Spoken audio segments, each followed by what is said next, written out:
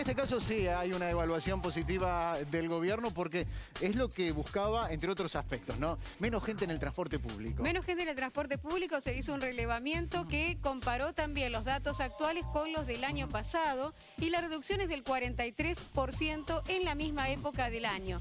Pero además se comparó la semana pasada con las nuevas medidas y la semana anterior y también se nota una reducción. Vamos a ver unas placas para ver los números concretos. El sábado 17, o sea, el sábado pasado, se movilizaron más de 1.200.000 personas, que es un 53% menos del promedio registrado previo al aislamiento. Bueno, es una diferencia muy importante. Una diferencia muy importante. Previo al aislamiento, un día habitual, así un sábado, se movilizaban más de 4.200.000 personas. Fíjate la diferencia en cuanto al uso del transporte público en la zona del AMBA, estamos hablando. El viernes 16, en el horario de 20 a 0 horas, ya en el horario que rige la restricción de circulación, se movilizaron 151.740 pasajeros.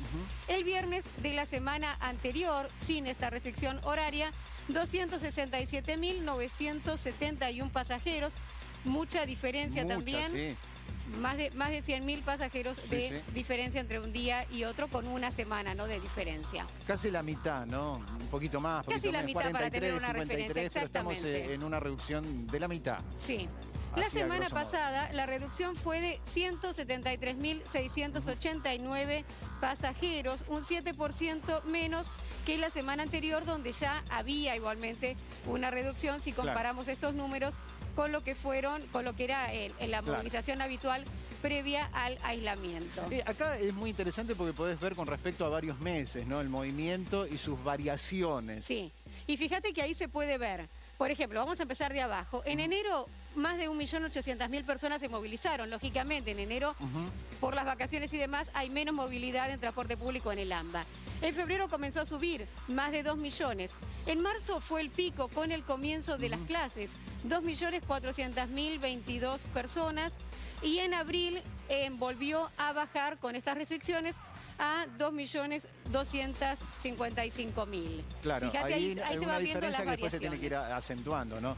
Estamos tomando números que son genéricos. Pero ¿cuál es la idea? Bueno, que realmente el transporte público se reduzca casi un 60% con respecto a lo que era la normalidad, ¿no? O si querés que haya solo un 40% de movimiento. Y ya están cerca de ese movimiento bien restringido, con las últimas medidas. Con las últimas medidas, sí. Teniendo en cuenta en lo que era previo al aislamiento, estamos cerca de esos números.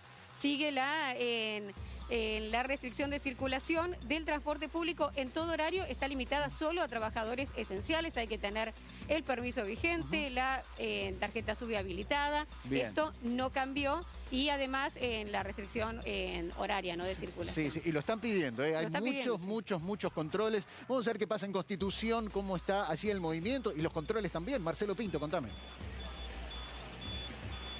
Buen día, y a pesar de esos números que ustedes reflejaban tan claramente, cuando llegan las formaciones en este horario pico de la mañana aquí en la estación Constitución, es una especie de catarata la que aparece con los trenes que llegan del sur del conurbano, los trenes de la línea Roca. El tapabocas, bueno, es moneda corriente hoy. Lo que sí cuesta un poco, ahora estamos viendo la salida, pero le voy a pedir a nuestro compañero Emiliano Joao que nos muestre lo que son las colas de los colectivos, Dani y Gaby, porque acá a veces se acumula mucha gente y es muy difícil mantener el distanciamiento social en las paradas de los colectivos. Todo a pesar de que inclusive hay agentes, como estamos viendo, no solo de tránsito, sino asistiendo con sus pecheras amarillas, justamente pidiendo dentro de lo que se pueda el aislamiento, la distancia física entre las personas de por lo menos 1,5 metros. Pero se hace realmente muy difícil a esta hora de la mañana, teniendo en cuenta además que Constitución no es un centro quizás donde pasen muchos chicos, chicas o sus papás con los chicos para llevar a la primaria o los que van a la secundaria, los adolescentes, sino más bien gente que viene del conurbano para ir a sus trabajos. De todas maneras, como les decía, y esto hay que tenerlo muy en cuenta, muy difícil el distanciamiento social. Lo que sí se intenta respetar es la cantidad de gente que va parada en los micros, ¿no? Ese límite para que justamente las unidades no vayan tan pero están llenas, Dani. Sí, se nota una diferencia. Claro, las dársenas son muy angostas, es muy difícil mantener 2 metros entre uno y otro porque no hay lugar. Pero de todas maneras se nota una diferencia con respecto a la imagen de la semana anterior, por ahí el lunes a esta misma hora de la semana pasada, ahí había como varias filas, ¿no? Sí, y también está la reubicación, ¿no? Que se hizo todo en la zona allí de Constitución, de diferentes líneas de colectivos, sobre todo las que tienen mayor demanda de pasajeros en este horario, para que justamente se pueda respetar la distancia. Pero de todas formas vemos que es complicado, cuesta, ¿no? cuesta. En horario pico. Vemos una fila, Marcelo, donde la distancia no está, pero también es cierto que la semana pasada no había una fila, eran como muchas filas o directamente era donde la gente se ubicaba como podía ahí en la dársena. Sí, por momentos en algunas líneas y en algunas dársenas esto se forma.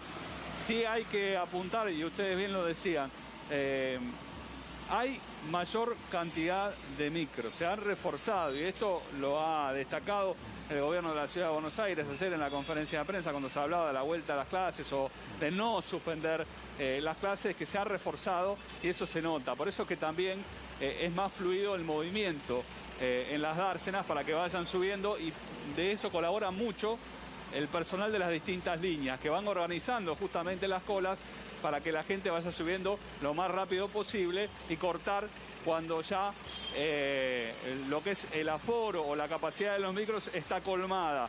Están controlando eso y en eso también hacen mucho hincapié justamente para cuidar, obviamente, al pasaje y también para cuidar lo que es a los conductores de las diferentes líneas. Gabriela decía recién, se ha modificado también las paradas, los carteles siguen estando, hay mucha cartelería informativa, no solo en lo que tiene que ver justamente con la reubicación de las líneas, sino también en lo que respecta a la prioridad, y esto lo destacaban también al ser prioridad que tiene que ver con, por ejemplo, los chicos que van a la escuela, si es el caso. Claro, Marcelo, te quería preguntar, la temperatura está muy bien, casi 19 grados, si se cumple la obligatoriedad de las ventanillas abiertas en el transporte público, más allá de las características de cada unidad. Algunos tienen mucho paño fijo, otros tienen ventanillas que se pueden abrir con mayor facilidad. ¿Se está cumpliendo eso?